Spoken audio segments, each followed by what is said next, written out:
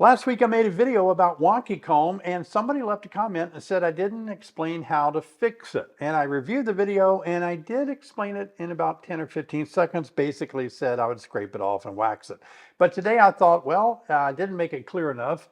Thanks for the comment. So what I'd like to do today is show you how to remedy this so that you can use it again next year. Hey everybody, hope you're having a great day. David Burns here. Glad you stopped by my channel.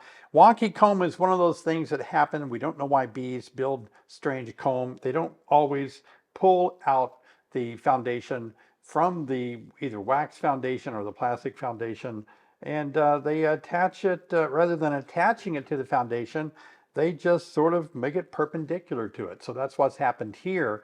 And so what we're going to do today, I actually started to repair it and then I realized, oops, I should make a video. So I'm going to show you guys what I do. Now, first, you got to get it out of the hive. What do you do if there's bees on it? Well, what you can do is move this frame closer to the wall. Like during the season, if you're starting with a new package or a nuke or something, and they do a wonky comb pull out like this, and what you can do, like I said in the last video, try to make sure you correct it before they do it, but in this case, you know, they can do it pretty quick. So if you come back and see this, what you can do is keep working this frame closer to the wall. Bees don't really do much with the frames closest to the wall. That is, they don't put a lot of brood over there. And so most times you can just pull that frame out with minimal resources on it. And that's one of the ways. Or you can also keep this frame that's got the wonky comb on it in the bottom deep if you're running double deeps. And in the wintertime, the bees will move up into the top deep usually, and that will free up the bees and the brood and resources out of that bottom deep. So just before spring gets off to a great start, you can drop back to your bottom deep and find this wonky comb frame and correct it before a new season begins. That's one of the ways to get it out, because if you just go in there in the middle of the summer, you're likely to have, you know, queen cells, brood, resources, and you hate to do much with it because you're going to lose a lot of brood and a lot of resources the bees have worked so hard for. So how do you remedy this? Like in my case, bees got off of it, so I shook the bees off. And what I'm going to do now is, I've already done it, but I want to do it again to show you guys. But I just take my hive tool and cut away at the point where it's no longer attached to the plastic foundation and it goes off on its own. So you just use your hive tool and kind of work it off. And once you do that, then you just remove it like this. Look at that. It's just a big piece of comb. Now let's talk about this comb. What can you do with it? Well, you can dump it back in your melter, but remember, this probably had brood on it. And if it had brood on it, it had cocoons in each cell from the generations of bees. That means it's going to have more debris in it when you melt it down. You know, we always like to melt wax that basically comes off of our honey supers because it's beautiful white. And this is darker and has those cocoons in it, so it's going to be a little tougher. You won't get as much wax if you ever try to melt down and reuse brood frames. So keep that in mind, but it is something, if you're somebody that speaks at schools, kindergarten classes, homeschool groups, you can always take this and pass it around, let the kids hold it, and they really love to do that. So now we're left with this frame, and I can tell the reason why the bees didn't like it is the same reason I don't like it. Originally, I didn't add any wax to it. It was kind of dirty. It's been kept out in a warehouse somewhere, and so it's just something the bees weren't too excited about getting on. So I heat my wax up. Now, a lot of you may not have some extra wax like this, so let me tell you how to do it. I think every beekeeper needs this skillet like this. I think you can buy them for maybe under 50 bucks. It's just a hot skillet, electric skillet, and I like it. I've dedicated it to wax, obviously. And so if you don't have wax, like you're a new beekeeper, you just haven't saved any wax yet, you can buy wax on Amazon that's pure beeswax. I'll leave a link in my description below, and you can put it in here and melt it down.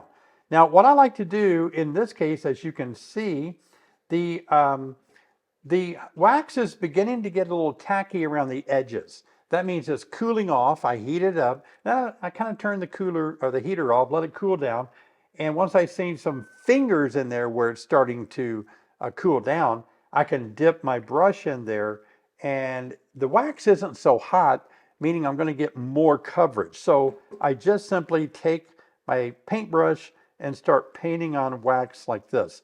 Now, I believe all of you should do this on every frame that you're going to introduce to your hive, every plastic frame.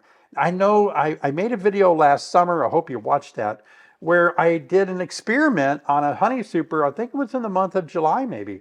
And I wanted to see if waxing my foundation like this, even though it comes pre-waxed from the factory, if it would speed up and allow the bees to draw out the plastic foundation even in July. And sure enough, in that experiment, if you've watched that video, one frame I didn't wax at all, they didn't touch it.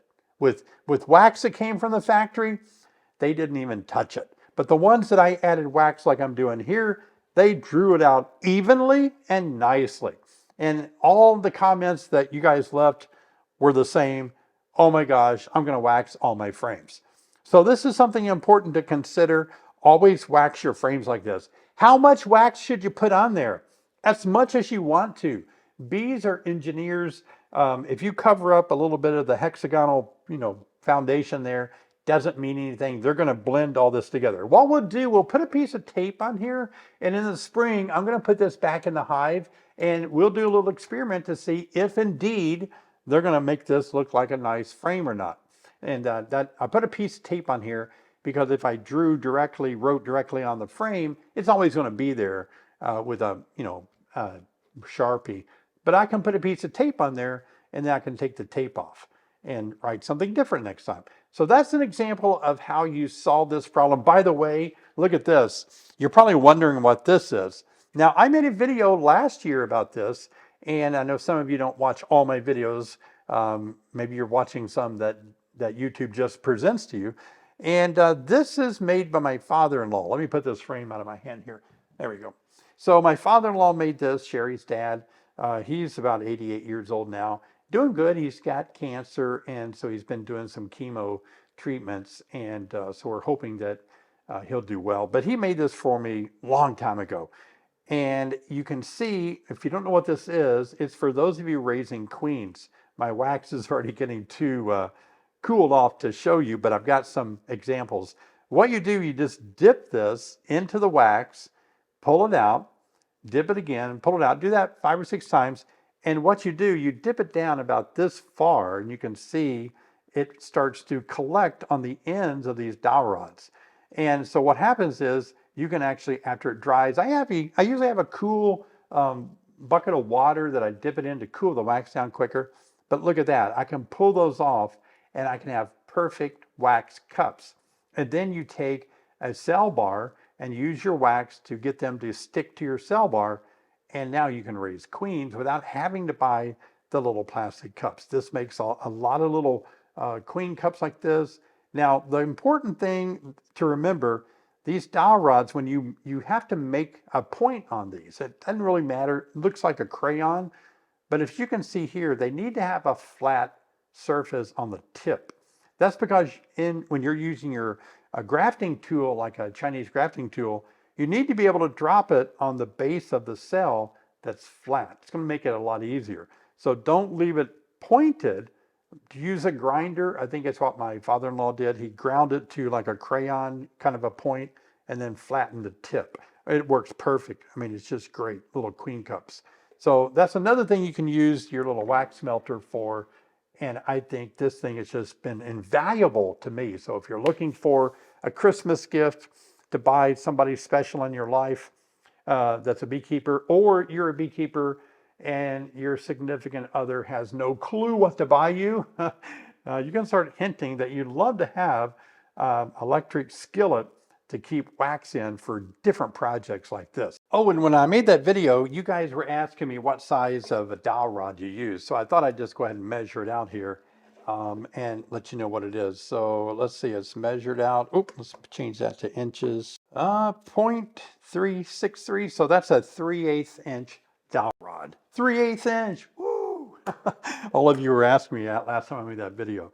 So yeah, so what he did was he just drilled out the holes, cut the dowel rods, trimmed off the tips of them just right, And he has 3 rows of 10. So there's 30 queen cups right there that you can make. Learning how to read combs, learning how to deal with combs is so important. So I just made a new video for you guys on how to read your frames. It's so important that you know what you're looking at when you do a hive inspection. Check this video right here if you haven't seen this video, how to read your frames. I'll see you over there.